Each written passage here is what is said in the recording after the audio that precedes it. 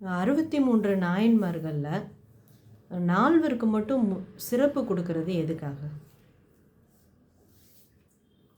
சைவ மதமான சிவனை வணங்கக்கூடிய இந்த மார்க்கத்தில்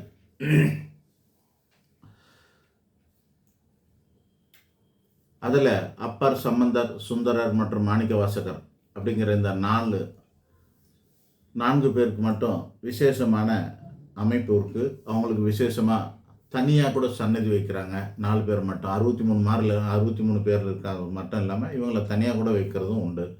அதுக்கு என்ன காரணம் அப்படின்னா, இந்த 4 பேரும் 4 விதமான பக்தியை செலுத்தினவர்கள். பக்தியில் ஒரு 4 விதமான பக்தி இருக்குது. அது என்ன அப்படின்னா, தாச மார்க்கம்னு சொல்லுவாங்க. அதாவது தொண்டு செய்கிறது. எப்படி பாரதிதாசன் சொல்கிறாங்க இல்லையா, கண்ணதாசன், பாரதிதாசன்லாம் சொல்கிறாங்க பாரு. தாசன்னா என்ன, தாசினா என்ன? தாசினா வேலைக்காரி, தாசன்னா வேலைக்காரன், தொண்டு செய்பவன், சேவை செய்பவன் அர்த்தம். அதுதான் தாச மார்க்கம்னு. தன்னை கடவுளுக்கு தொண்டு செய்கிறதுக்காகவே இருந்தார். அந்த வகையில் திருநாவுக்கரசர் என்ன பண்ணார், ஒரு கோவிலுக்கும் போயிட்டு கையில் ஒரு ஆயுதம் வச்சுருப்பார்.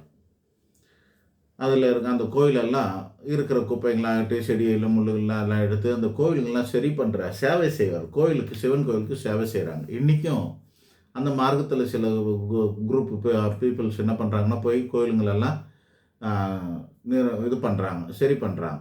அந்த மாதிரி இருக்குது. இது பேர் தாச மார்க்கம்னு பேர். கடவுளுக்கு தொண்டு செய்கிறது ஒரு மார்க்கம். அதன் அடையாளமாக நம்மளோட திருநாவுக்கரசரை சேர்த்து வச்சுருப்பாங்க. அடுத்ததாக உறவு முறையில் ஏதாவது ஒரு உறவுமுறை கொண்டு வர்றது.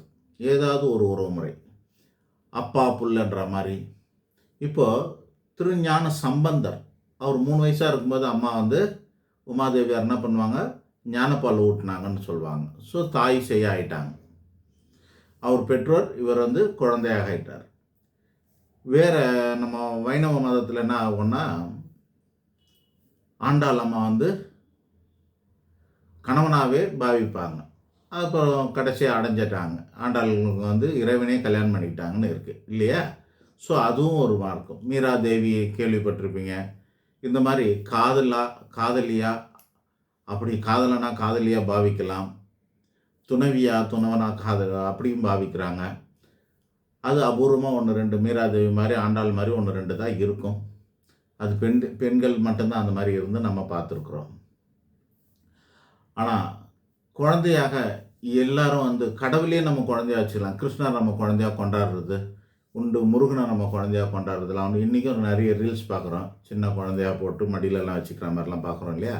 அந்த மாதிரி குழந்தையாகவே அந்த கடவுளை நம்ம குழந்தையாகவே பாவிக்கலாம். அல்லது நாம் குழந்தையாக இருந்துட்டு அந்த கடவுளை நம்மளோட பெற்றோராக நினைக்கலாம். இந்த மாதிரி பண்ணலாம். இப்படி ஒரு முறை இருக்குது. தாய் செய், பெற்றோர் உறவுமுறை, இந்த மாதிரியான ஒரு உறவுமுறையிலையும் பக்தி செலுத்துறது உண்டு. நண்பனாகவும் இருக்குது. சுந்தரர் என்ன பண்ணுவாருன்னா, சிவனியை தன்னோட 2வது பொண்டாட்டிக்காக 2வது காதலிக்காக என்ன பண்ணுவார், தூது அனுப்புவார். இவரும் போயிருக்கார், சிவனும் தூது போயிருக்கார்.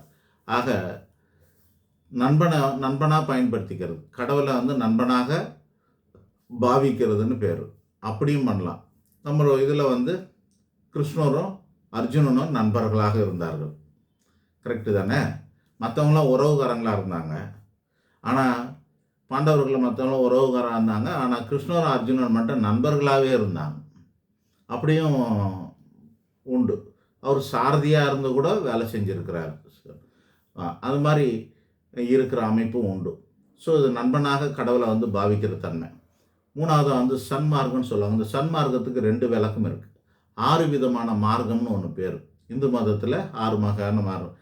அப்புறம் இந்த சிவனை கும்பிட்றது, பெருமாளை கும்பிட்றது, விநாயகரை கும்பிட்றது, அம்மனை கும்பிட்றது, அப்படின்னு இந்த ஒரு 6 வகையான தேவதைகளை கும்பிட்றதுக்கு பேர் சன்மார்க்கம்னு சொல்லுவாங்க.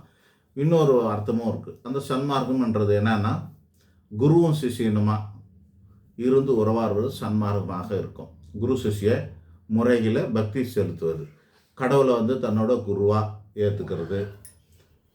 அந்த மாதிரி மாணிக்கவாசகருக்கு ஒரு இடத்துல சிவனே தீட்சை கொடுத்துருக்கார். அவரே தீட்சை கொடுத்து அவரே குரு ஆகிட்டார். இவர் சிஷ்ணையாக இருக்கார். இவர் அந்த மாதிரி இருக்கக்கூடியது, கடவுளே வந்து குருவாக ஏற்றுக்கிறது, அப்படி ஒரு முறை இருக்குது. ஆக மொத்தத்தில் இந்த 4 விதமான மார்க்கத்தை 4 பேர் கையாண்டதுனால அவங்களுக்கு மட்டும் சிறப்பான அமைப்பு இங்கே கொடுத்துருக்குறாங்க. இது ஒரு அமைப்பு. இது இல்லாமல் தமிழில் பாடல் எழுதி வந்தாங்க. இப்போ திருமூலர் கூட 63 நாயன்மார்களே ஒருத்தராக இருப்பார். இந்த சித்தர் அவர் 18 சித்தரில் ஒருத்தர் திருமூலர். அவர் 63 நாயன்மார்களையும் ஒருத்தராக இருப்பார். அவரும் பாடல் எழுதியிருக்கார். இன்னும் சில பேர் பாடல்லாம் எழுதியிருக்காங்க. ஆனால் கோயிலாக போயிட்டு எல்லா கோயிலுங்களும் பாடல் எழுதுனது இந்த 4 பேர். ஸோ தமிழ் மூலியமாக பாடல் பாடியும் இவர்கள் சிறப்பு பெற்றிருக்காங்கனால அந்த காரணத்துக்காகவும் இவங்க 4 பேரையும் தனியாக வச்சுருக்காங்க. இந்த மார்க்கம்தான் முக்கியமான காரணமாக இருக்குது. அதனாலே இவங்களுக்கு தனி சிறப்புகள் இந்த சிவன் கோயிலெல்லாம் கொடுக்கப்படுகிறது. 63 நாயன்மார்களில் இவங்களுக்கு தனி சிறப்பு கொடுக்க காரணம் இந்த 4 விதமான மார்க்கத்தை நமக்கு போதிக்கிறதுக்கு தான். நன்றி, வணக்கம்.